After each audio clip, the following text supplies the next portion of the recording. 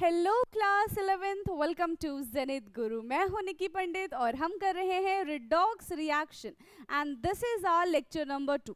Lecture number 1 में हमने बहुत बेसिक सी चीज़ें जानी थी जो ऑलरेडी आप क्लास 10th में पढ़कर आ चुके हो। ठीक है, यहाँ पे भी कुछ ऐसा ही है। आज का जो हमारा टॉपिक है, ठीक है, वो क्या होगा? Competitive electron transfer. ठीक है, यहाँ पे क्या होगा? इलेक्ट्रॉन ट्रांसफर का कंपटीशन होगा। कैसे कंपटीशन होगा? हम ये देखेंगे कि कौन किसको रिप्लेस कर सकता है, कौन किसको रिप्लेस नहीं कर सकता। याद आ रहा है कुछ? क्लास 10th में आप रिएक्टिविटी सीरीज पढ़कर आए थे। यस, हम उसी को अभी डिस्कस करने जा रहे हैं। सो फटाफट से हेडिंग डालिए, competitive electron transfer.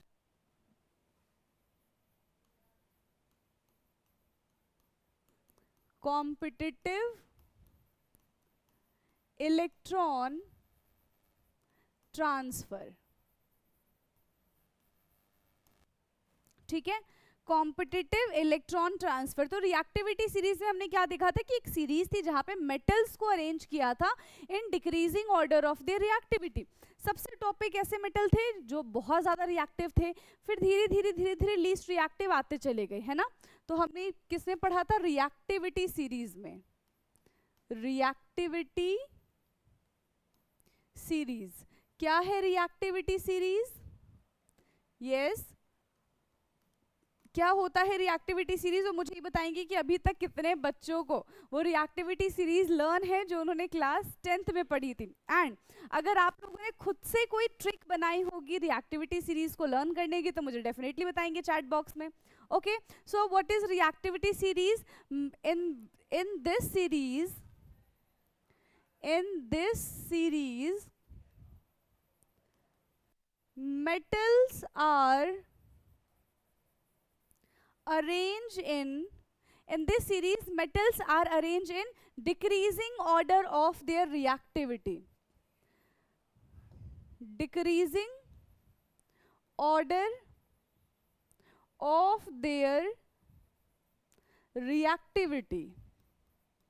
Decreasing order of their reactivity. ठीक है, फॉर एग्जाम्पल एक एक्सपेरिमेंट से हम समझते हैं। ठीक है, एक एक्सपेरिमेंट से हम समझते हैं। हम एक बीकर लेंगे,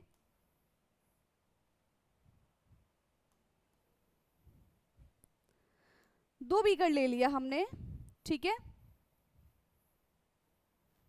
दो बीकर लिया हमने। इसमें क्या किया? फर्स्ट वाले बीकर में हमने ये देखा, सेकेंड बीकर इसी का रिजल्ट शो कर रहा है। ठीक है, इसमें हमने क्या ले लिया?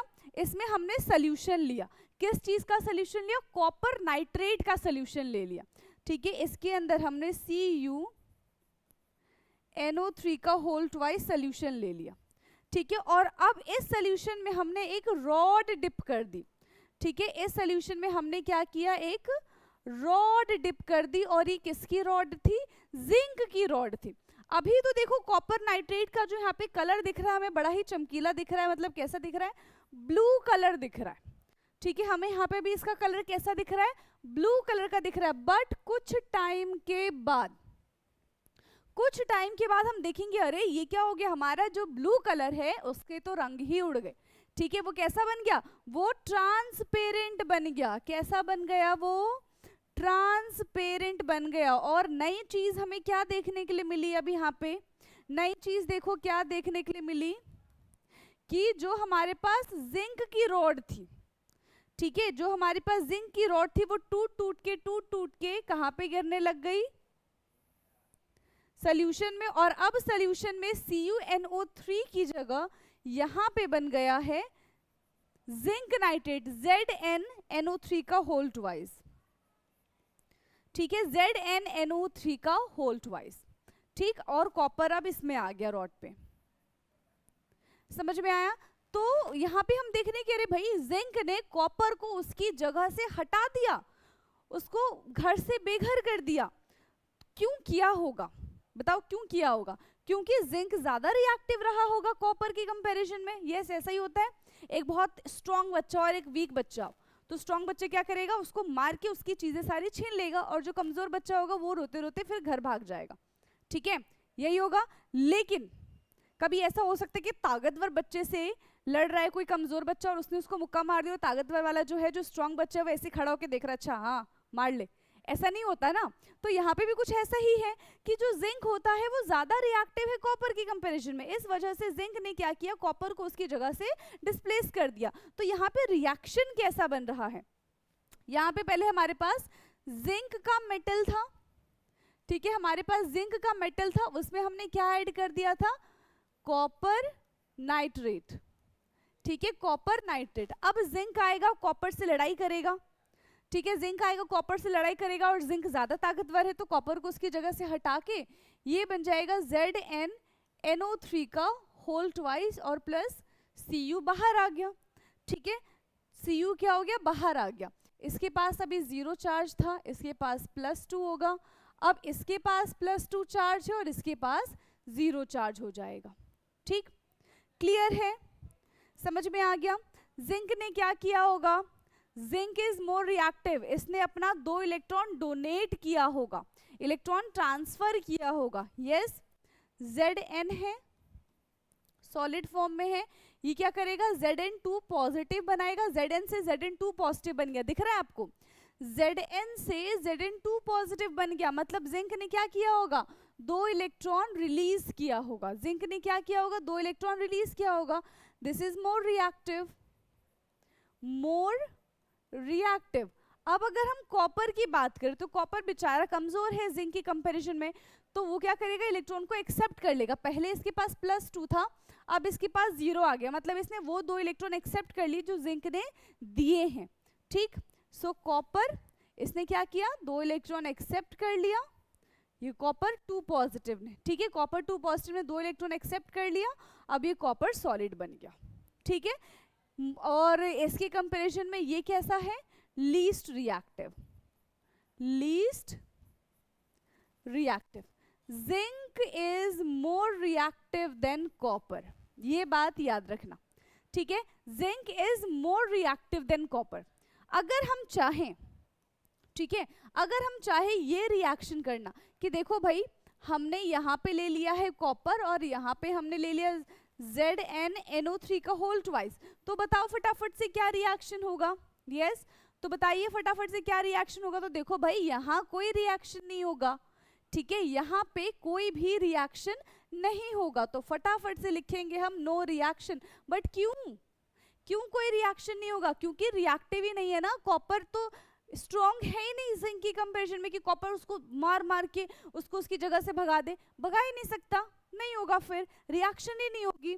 अगर यही हम कॉपर नाइट्रेट का रिएक्शन सिल्वर के साथ करा दे तब क्या होगा बताइए, again silver is least reactive as compare to copper, तो ये भी उससे लड़ाई नहीं कर पाएगा, कुछ नहीं हो पाएगा, तो यहाँ पे भी नो रिएक्शन है, ठीक है, यहाँ पे नो रिएक्शन। बट अगर कॉपर का हम AgNO3 के साथ रिएक्शन करा दे, याद रखना कॉपर का अगर हम AgNO3 के साथ रिएक्शन करा दे तो यहाँ पे कॉपर इसको डिस्प्लेस कर सकता है, ठीक है, तो यहाँ पे कॉपर इसको डिस्प्लेस कर सकता है, तब ये रिएक्शन होगा। तो यहाँ पे हम क्या देख रहे हैं, सबसे ज्यादा रिएक्टिव कॉपर, ये जिंक है, फिर कॉपर है और फिर सिल्वर है, सबसे ज्यादा रिएक्टिव जिंक है, फिर कॉपर है और फिर सिल्वर है, यही है। इसी तरीके से हमने रिएक्टिविटी देखी है, यस, जो मोस्ट रिएक्टिव मेटल्स होंगे विल डोनेट और ट्रांसफर देयर इलेक्ट्रॉन, वाइल जो लेस रिएक्टिव होंगे वो क्या करेंगे, इलेक्ट्रॉन को एक्सेप्ट कर लेंगे। मोर रिएक्टिव ने इलेक्ट्रॉन को डोनेट किया है, लेस रिएक्टिव ने इलेक्ट्रॉन को एक्सेप्ट कर लिया, ठीक। तो ये लाइन हमें लिखना बहुत ज्यादा इंपॉर्टेंट है, ठीक है, ताकि हमें आगे याद रहे। क्या लिखेंगे हम, more reactive metal donate their electrons and less reactive metals accept the electrons, ठीक है, accept the electrons, most reactive metal donate the electrons and less reactive metals क्या करेंगे, इलेक्ट्रॉन को एक्सेप्ट करेंगे, राइट, ओके। तो अब क्या होगा, हमें कैसे पता चला कि कौन ज्यादा रिएक्टिव है कौन लीस्ट रिएक्टिव है? उसके लिए हमको क्या पता होना चाहिए? हम कैसे बताएंगे कि हाँ ये रिएक्शन होगी ये रिएक्शन नहीं होगी? उसके लिए हमको पढ़ना पड़ेगा रिएक्टिविटी सीरीज। यस, तो चलो अब हम पढ़ेंगे रिएक्टिविटी सीरीज। हेडिंग डालो, रिएक्टिविटी सीरीज। ठीक है, रिएक्टिविटी सीरीज। देखो अभी मैं यहाँ पे कुछ निमोनिक्स लिखूंगी, अगर आपको उससे बेटर या फिर इजी पता है तो आप मुझे बता देना। ठीक है, पहले एलिमेंट लिख लेते, कौन कौन से एलिमेंट है। सबसे पहला, सबसे ज्यादा स्ट्रॉन्गली, अगर कोई बहुत ज्यादा स्ट्रॉन्ग रिएक्टिव है, स्ट्रॉन्ग है या फिर बहुत ज्यादा रिएक्टिव है, ठीक है, जो बिल्कुल ऐसा एक्सप्लोसिव रिएक्शन करेगा, तो वो कौन है? पोटाशियम है। ठीक है, पोटाशियम, सोडियम पोटाशियम बहुत रिएक्टिव होते हैं। ठीक है, पोटाशियम के बाद आता है सोडियम। ये दोनों जैसे ही पानी में या फिर एयर की कांटेक्ट में आते हैं क्या हो जाते हैं? ब्लास्ट हो जाते हैं। ठीक, फिर कैल्शियम, मैग्नीशियम। ठीक है, कैल्शियम है, मैग्नीशियम है, एल्यूमिनियम। ठीक, साथ ही साथ आप इसके लर्न करते जाओ और अपनी नोटबुक में लिखते भी जाना है। ठीक है, एल्यूमिनियम के बाद क्या आता है? Carbon, zinc. ठीक है, सोडियम, ये potassium, sodium, calcium, magnesium, aluminium, carbon, zinc, iron. ठीक है, आयरन के बाद आ जाएगा हमारा, क्या आएगा आयरन के बाद? लेड। ठीक है, आयरन है, लेड है, हाइड्रोजन। अब इसके बाद से सारे लीस्ट रिएक्टिव हैं। हाइड्रोजन के बाद आ जाता है कॉपर। ठीक है, ये भी क्या है? लीस्ट रिएक्टिव है। फिर मैंगनीज। ठीक है, जनरली मैंगनीज का इतना आएगा नहीं, बट फिर भी मैंगनीज। फिर है यहाँ पे हमारे पास सिल्वर, गोल्ड एंड प्लेटिनम। ठीक है, सिल्वर, गोल्ड एंड प्लेटिनम। अब इसको लर्न कैसे किया है? पोटाशियम, सोडियम, कैल्शियम कैसे लर्न किया हमने इसको? Please stop calling me. ठीक है, क्या है ये? Please stop calling me. क्या बुलाना बंद कर दो भाई? प्लीज स्टॉप कॉलिंग मी अ, ठीक है, क्यूट जेब्रा। क्या बनाना बंद, क्या बोलना बंद कर दो? Please stop calling me a cute zebra. ठीक है, इन दी लाइब्रेरी। इन दी कहां पे? इन दी लाइब्रेरी। ठीक है, हाइड्रोजन का हम हाइड्रोजन ही रखेंगे। ठीक है, इन दी लाइब्रेरी। हाइड्रोजन कॉल मी। ठीक है, हाइड्रोजन कॉल मी। सिल्वर से हम बोल देंगे something. Gold means good, platinum means please. ठीक है भाई, देखो कितनी रिक्वेस्ट कर रहा है। Hydrogen call me something good please. अब एक बार दोबारा से देखो इसको, क्या लिखा है यहाँ पे, दोबारा से देखो। यस, फटाफट से इसको रीड करो, क्या लिखा हुआ है यहाँ पे? Please stop calling me. ठीक है, please stop calling me a cute zebra in the library. Hydrogen call me something good please. ठीक है, हाइड्रोजन से रिक्वेस्ट कर रहा है कि तुम तो मुझे कुछ अच्छा बोल दो। क्लियर है? तो इससे हम पता कर सकते हैं कि कौन सा ज्यादा रिएक्टिव है, कौन सा कम रिएक्टिव है। ओके, क्लियर है? So this is the reactivity series. Now reactivity series के बाद हम बात करेंगे ऑक्सीडेशन नंबर की।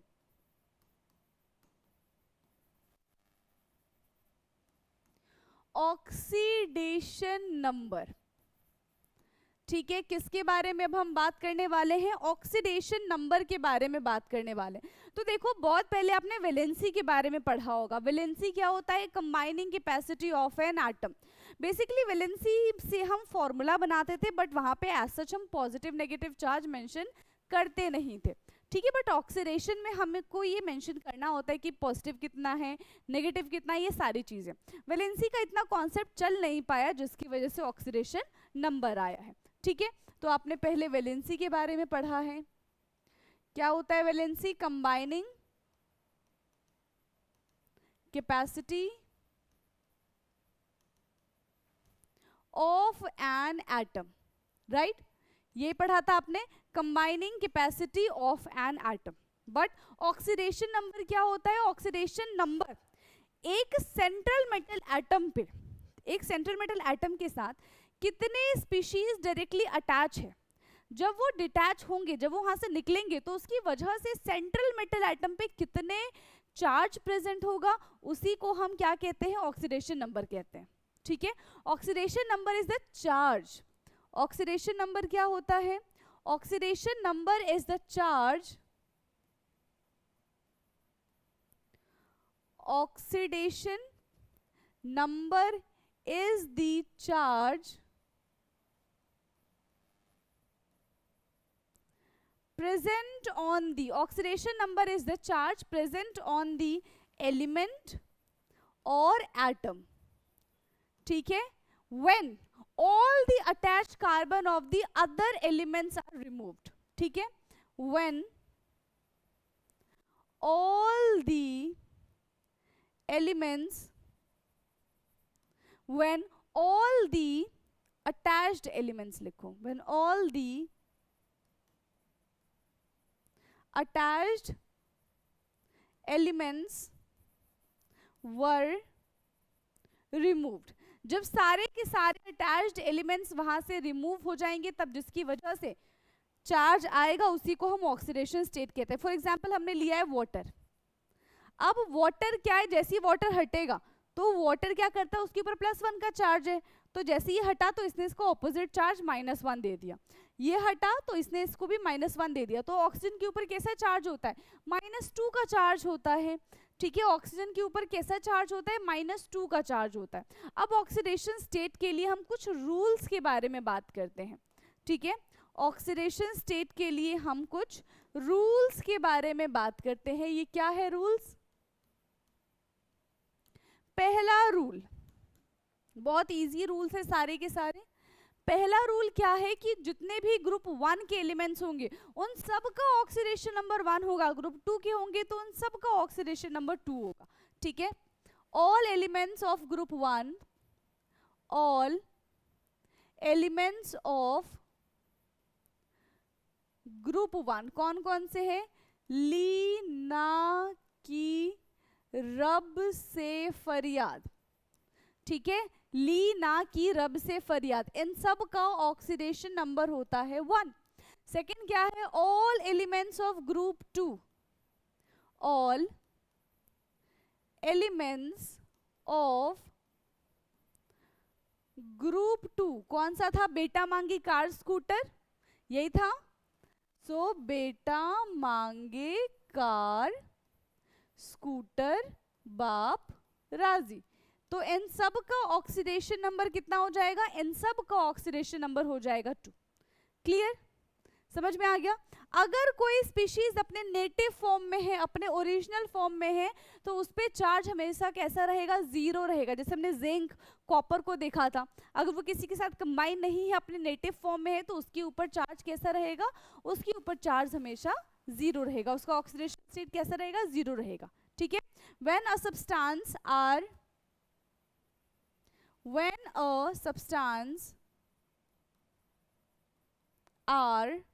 in their native form, ठीक है, when a substance are in their native या फिर natural और elemental form, natural और elemental form, their oxidation state is 0. Their oxidation state is equal to 0. For example, H2, O2, N2, F2, Cl2, Br2, I2. ठीक है, example H2, N2, O2, Cl2, Br2, I2, ठीक है, etcetera. इन सब का oxidation state कैसा हो जाएगा? Zero हो जाएगा। क्लियर? समझ में आया? Now fourth point, fourth point हम यहाँ पे क्या मेंशन करेंगे? यस, फोर्थ पॉइंट क्या मेंशन होगा? हाइड्रोजन की बात करते हैं तो हाइड्रोजन जनरली क्या होता है? +1 ऑक्सीडेशन स्टेट शो करता है। हमने वाटर के केस में भी देखा था। बट अगर हाइड्रोजन के साथ मेटल अटैच हो जाता है तब वो -1 ऑक्सीडेशन स्टेट शो करेगा। ठीक है, so in case of hydrogen it shows +1, in case of hydrogen it shows +1 oxidation state. But ठीक है, वैसे तो जनरली ये +1 ऑक्सीडेशन स्टेट शो करते हैं, but if hydrogen is attach with metal, but if hydrogen is attached with metal, hydrogen is attached with metal, अगर hydrogen metal के साथ अटैच्ड है, it shows -1 oxidation state. It shows -1 oxidation state because metal is a good electron donor, because metals are good electron donor. Metals क्या होते हैं? Good electron donor होते हैं। समझ में आ गया? क्लियर? फिफ्थ पॉइंट क्या है हमारा? फिफ्थ पॉइंट है कि जिस भी स्पीशीज पे जो चार्ज प्रेजेंट होगा वही उसका ऑक्सीडेशन नंबर हो जाएगा। जैसे कि Zn2 पॉजिटिव फॉर्म में प्रेजेंट है तो वही उसका ऑक्सीडेशन नंबर हो जाएगा। ठीक है, oxidation number of the ions is same as the charge present on it. Oxidation number of the ion is same, oxidation number of ion is same as the charge present on it। जो भी charge present होगा वही उसका क्या हो जाएगा? Oxidation number हो जाएगा। ठीक, जैसे कि Zn2 पॉजिटिव तो इसका ऑक्सीडेशन नंबर हो गया 2। ठीक है, Zn2 पॉजिटिव तो इसका ऑक्सीडेशन नंबर हो गया 2। Br नेगेटिव तो इसका ऑक्सीडेशन नंबर हो गया 1। तो इस तरीके से हम चार्ज से पता कर सकते हैं। एल्यूमिनियम 3 पॉजिटिव तो इसका ऑक्सीडेशन स्टेट हो जाएगा हमारा 3। क्लियर है? समझ में आ गया? नाउ नेक्स्ट पॉइंट, क्वेश्चन ये पॉइंट नंबर 6, जो ऑक्सीजन होते हैं वो जनरली, सिर्फ जनरली की बात करते हैं, हमेशा के लिए नहीं बोलेंगे। Oxidation state of oxygen is generally -2। ठीक है, oxygen always show -2 oxidation state. Oxygen हमेशा -2 ऑक्सीडेशन स्टेट शो करता है। बट क्या ये हर बात के लिए करेक्ट है? तो आंसर है नहीं भाई। देखो, हर बात के लिए करेक्ट नहीं है, हमेशा कहीं ना कहीं से एक्सेप्शन आ ही जाता है। तो इस केस में भी कहीं ना कहीं से क्या आ गया है? एक्सेप्शन आ गया है। ठीक है, कहीं ना कहीं से क्या आ गया है?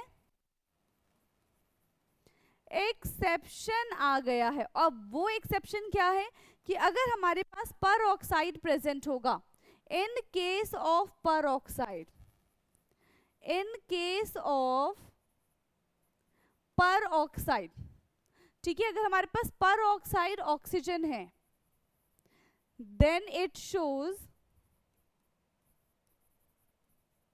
तब वो कितना ऑक्सीडेशन स्टेट शो करेंगे? देन इट शोज -2 की जगह -1 ऑक्सीडेशन स्टेट। ठीक है, -2 की जगह वो -1 ऑक्सीडेशन स्टेट शो करेंगे। जैसे कि H2O2, इसका कितना होता है? -1 ऑक्सीडेशन स्टेट है। Na2O2, ठीक है, ये तो पहला केस हो गया। अगर पर ऑक्साइड की जगह सुपर ऑक्साइड हो गया तो इन case of super oxide, in case of super oxide, अगर हमारे पास सुपर ऑक्साइड प्रेजेंट है तो इसका ऑक्सीडेशन नंबर कितना हो जाता है? हाफ हो जाता है। Oxygen then show minus half oxidation state. Oxygen क्या शो करने लग जाता है? Minus half oxidation state show करने लग जाता है। एग्जाम्पल KO2, ठीक है, KO2। दूसरा क्या हो जाएगा? RbO2, KO2 एंड RbO2, ठीक, डन है इतना। पर ऑक्साइड एंड सुपर ऑक्साइड का हो गया। अगर हमने मेटल के साथ या फिर सेंट्रल एटम जो भी है उसके साथ अगर हमने फ्लोरीन ऐड कर दिया, ऑक्सीजन के साथ अगर हमने फ्लोरीन ऐड कर दिया, तो उस केस में ऑक्सीजन के ऊपर +1 चार्ज आ जाएगा in case of fluorine. Third है in case of fluorine oxygen get positive oxidation state. अगर हमने ऑक्सीजन को फ्लोरीन के साथ रिएक्ट करवाया, ध्यान दो, अगर ऑक्सीजन फ्लोरीन के साथ रिएक्ट करता है तो ऑक्सीजन के ऊपर कैसा चार्ज आ जाता है? +1 का चार्ज आ जाता है। Fe2O3, Fe2O3, तो इसके ऊपर +1 का चार्ज है, Fe2O3 कर दो, Fe2O3 हो गया। Fe2O2, इस पे भी +1 है, और इस क्योंकि 2 है तो इस पे भी +2 हो गया, ठीक है, क्लियर है। Oxygen shows +1 and +2 oxidation state also.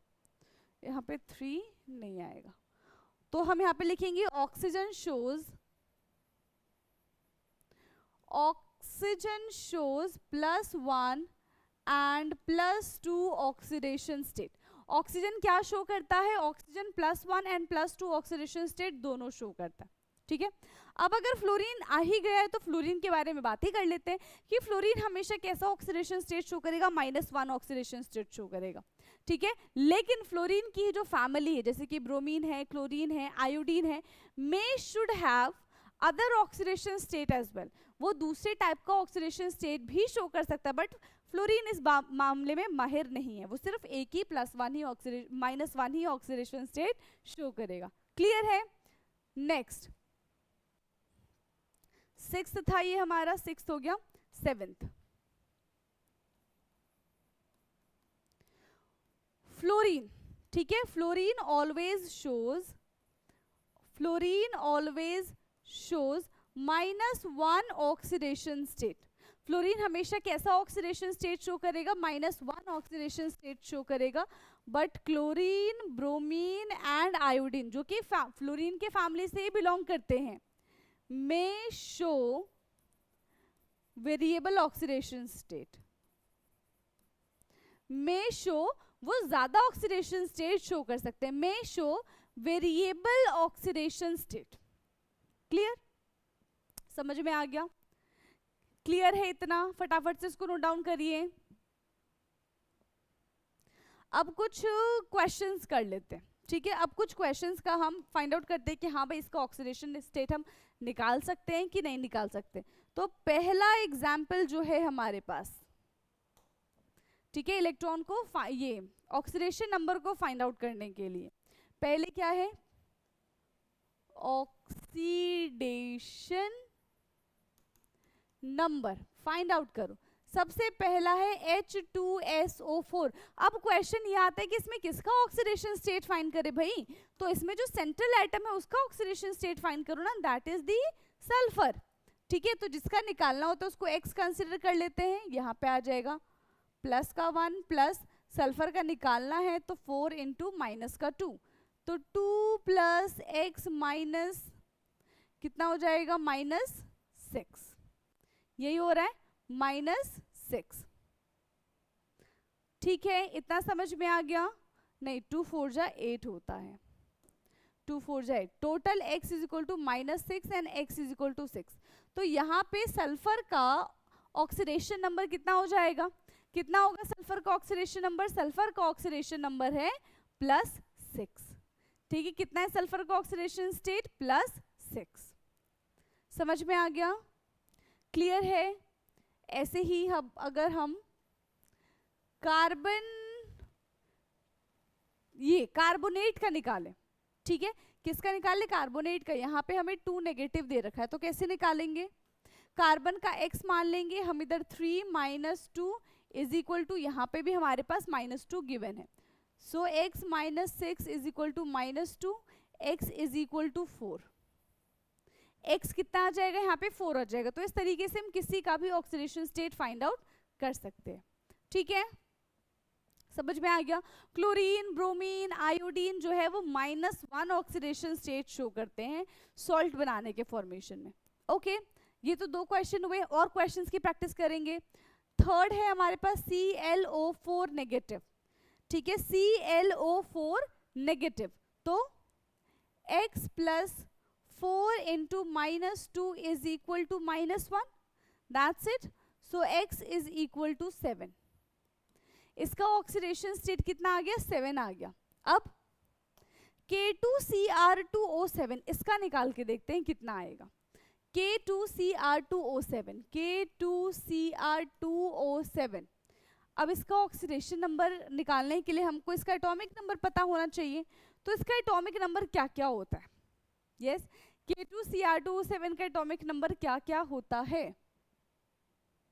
I mean इस पे चार्ज कितना होता है? तो पोटाशियम का देखो, पोटाशियम पे 1 होता है, सो 1 इंटू 2 प्लस क्रोमियम का निकालना है तो 2x plus 7 into -2 is equal to 0। तो 2 plus 2x minus 14 is equal to 0, 2x minus 12 is equal to 0, x is equal to 6। ठीक है, K2Cr2O7 का ऑक्सीडेशन नंबर कितना आ जाएगा? क्रोमियम पे प्लस 6 का चार्ज आएगा। कितने का चार्ज आएगा यहाँ पे? क्रोमियम पे प्लस 6 का चार्ज आएगा। समझ में आया? सो ऑक्सीडेशन नंबर में ही, ठीक है, इन ऑक्सीडेशन नंबर एक साइंटिस्ट थे एल्फ्रेड स्टॉक। उन्होंने क्या कहा था कि जो केमिकल फॉर्मूला है, ठीक है, chemical formula of compound can be written in a ये स्टॉक नोटेशन। किस में लिखेंगे हम केमिकल फॉर्मूला को? स्टॉक नोटेशन में लिखेंगे। तो नेक्स्ट पेज पे चलते हैं हम। नेक्स्ट में क्या हो जाएगा? In oxidation number, in oxidation number, in oxidation number the scientist Alfred stock, oxidation number the Alfred Stock said that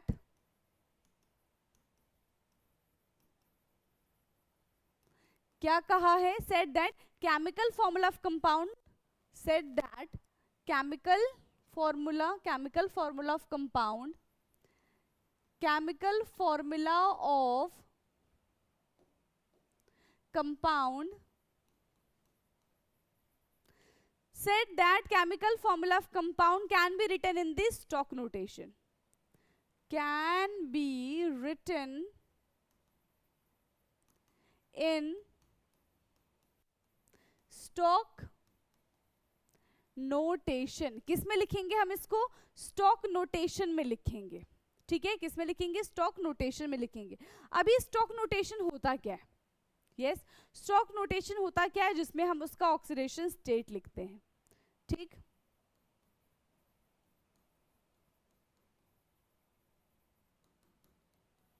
stock notation, when any chemical formula of a compound, when any chemical formula of compound, when any chemical formula of compound written by, ठीक है, compound written by mentioning the oxidation state of the metal, compound written by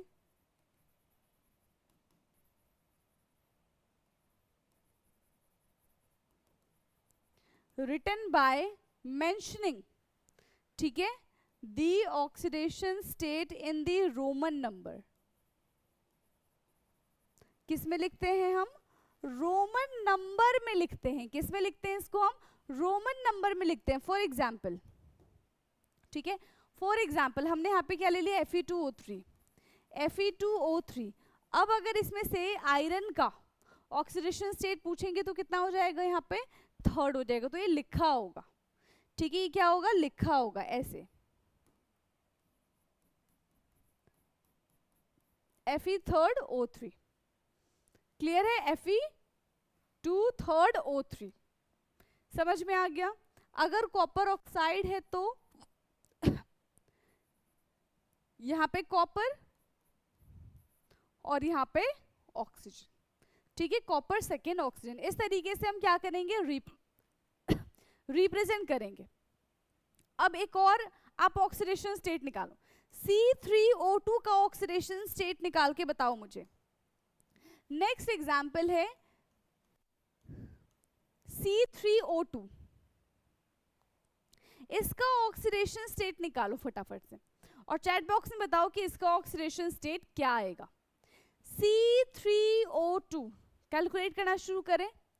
सो कितना हो जाएगा, 3 into x minus 4 into 2 is equal to 0, तो 3x is equal to 8, x is equal to 8/3, तो 3 4 ज़ा 12, नहीं 3 3 ज़ा 9, ये भी नहीं होगा, 3 3 ज़ा 9 है, 3 2 ज़ा 6, ठीक है, कितना हो जाएगा, वेट, ओहो, 2 इंटू -2, यहाँ पे 4, यहाँ पे 4, तो कुछ 1.33% आ रहा है। कितना आ रहा है यहाँ पे, 1.33%। बट ऑक्सीडेशन स्टेट तो फ्रैक्शन में हो ही नहीं सकता, ऑक्सीडेशन स्टेट डेसिमल में हो ही नहीं सकता, ठीक है। Oxidation state never come in fraction form, ये लिखो, ऑक्सीडेशन स्टेट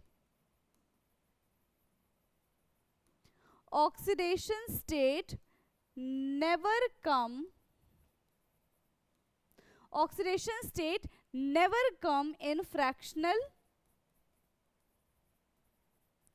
form, ये कभी भी फ्रैक्शनल फॉर्म में नहीं आएगा। तो फिर इसका करेक्ट है कि इनकरेक्ट है, basically these are the mixed fraction. ये क्या होते हैं, ये मिक्स्ड फ्रैक्शन होते हैं, बेसिकली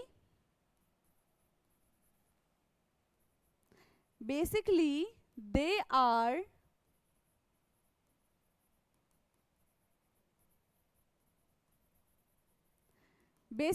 ये क्या होते हैं, they are the mixed fraction, ठीक है। फॉर एग्जाम्पल हमने Mn3O4 लिया है, ठीक है, फॉर एग्जाम्पल हमने क्या ले लिया है, Mn3O4 लिया, ठीक, तो इसका कितना दिखेगा हमको,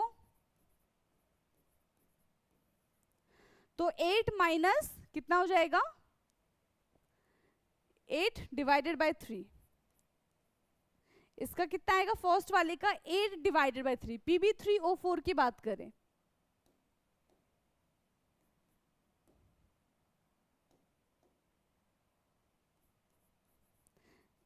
ठीक है, किसकी बात करने वाले हम, Pb3O4 की, तो 4 2 जा 8 और वहां पे भी कितना है, 3 ही है, तो इसका भी कितना हो जाएगा, 8.3। तो इस तरीके से हम इसको मिक्स्ड ऑक्सीडेशन स्टेट को कैलकुलेट कर सकते हैं। क्लियर है, इतना समझ में आ गया, डन है। अब नेक्स्ट क्लास से हम types of redox reaction start करेंगे, ठीक है। क्या स्टार्ट करने वाले नेक्स्ट क्लास से, टाइप्स ऑफ रिडॉक्स रिएक्शन, बहुत इंटरेस्टिंग है, आप ऑलरेडी भी पढ़ चुके हो तो आपको आसान लगेगा। बाकी मिलेंगे हम नेक्स्ट क्लास में, आज के लिए इतना ही, थैंक यू सो मच।